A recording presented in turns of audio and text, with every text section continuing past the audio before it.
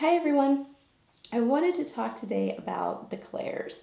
So I'm not going to go in depth explaining the Clairs. This is a video more assuming that you know a lot of the Clairs. It's the first thing that we typically tend to learn when we're on this journey. I'm going to talk today more about where we put our importance when it comes to these Clairs. Like, do we rank them? Is there one Clair that's better than another Clair? Because I seem to get this question quite a lot. I seem to have a lot of people that are wanting so badly to have a certain Clair. It's almost like if I have that Clair, then I can do X, Y, and Z. But really, do we have to be, perfectly using all of our Clairs to help someone? Well, the answer is no, right? We don't have to be using all of our Clairs and having all of them fully opened and exercised to be able to help someone.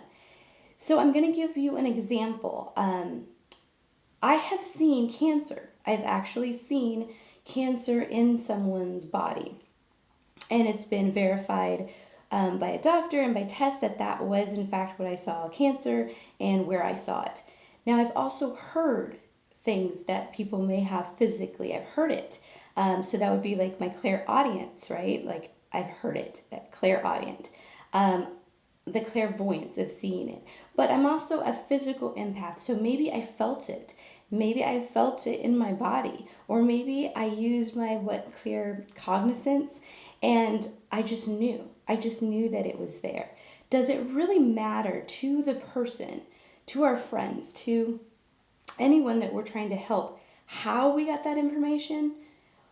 Or does it really matter what we do with that information? Because we're really trying to help people, right? So now that you've found this out, because what you're doing is you're basically putting together a puzzle or a story to figure out what's happening in somebody's energy so that you can work as a vessel to help them in the best way possible for their highest good energetically. So this is the thing. We've been really getting this message about the heart space a lot. And I know I sound like a broken record, but I'm really not going to stop because this is where everything is moving. It's very simple and we need to keep it simplified. Going to the heart space is always so important. And I heard in meditation not too long ago that the heart space is the start of creation. So if you think about what you're wanting to accomplish, that you're really just, you want to help people in the best way possible. So you're going with that intention. You have to trust in your spiritual team, trust in your higher self, that you are going to get all the information that you need in a session to be able to help someone. So you can have all of your Clairs open. You can have every single one of the Clairs, the tasting and the smelling and all of the Clairs. But if you have not worked on your faith, in your trust, in your spiritual team, in your confidence that you can deliver those messages and that you can find out what's going on with someone energetically to be able to help them, then it doesn't matter how many Clairs that you have. It really doesn't.